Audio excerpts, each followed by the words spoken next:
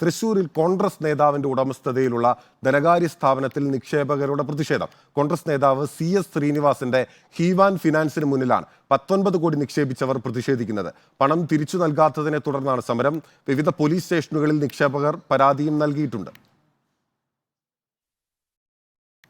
Jason ചാമവളപ്പിലുണ്ട് തൃശ്ശൂരിൽ നിന്ന്. Jason, നിക്ഷേപകർ ഈ പണം തങ്ങൾക്ക് തിരികെ ലഭിക്കുന്നില്ല എന്നുള്ള ഉൾപ്പെടെയുള്ള പരാതികളാണ് ഉന്നയിക്കുന്നത്. എപ്പോഴാണ് ഈ പ്രതിഷേധം ആരംഭിച്ചത്?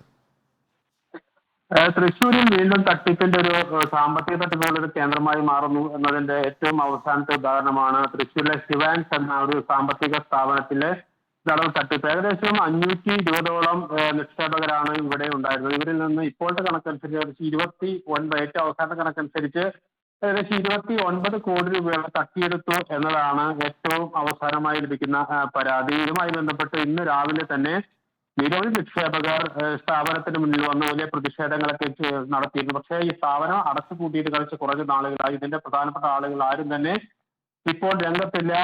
നിരവധി പേരാണ് തങ്ങളുടെ ചികിത്സാ ആവശ്യങ്ങൾക്കും വിദ്യാഭ്യാസ ആവശ്യങ്ങൾക്കും ഒക്കെയായി മാറ്റിവെച്ചിരുന്ന തുക ഇതിലുള്ള പല ഡയറക്ടർമാരെയും വിശ്വസിച്ചുകൊണ്ട് ഇവിടെ നിക്ഷേപിച്ചത് 50,000 മുതൽ ലക്ഷങ്ങൾ വരെ നിക്ഷേപിച്ചവരുണ്ട്.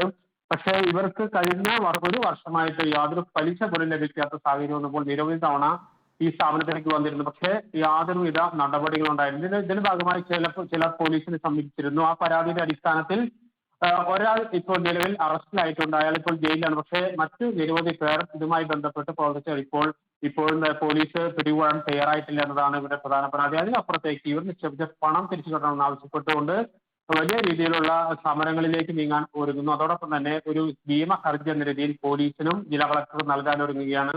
ഞാൻ നേരത്തെ സൂചിപ്പിച്ച പോലെ തന്നെ തൃശ്ശൂരിൽ ഇത്തരത്തിലുള്ള സാമ്പത്തിക തട്ടിപ്പുകൾ നിരവധിയായിട്ടുണ്ട്. അതിന്റെ ഏറ്റവും അവസാനത്തെ ഉദാഹരണങ്ങളൊന്നാണ് ഇപ്പോൾ ഹ്യൂമാൻ തട്ടിപ്പ്.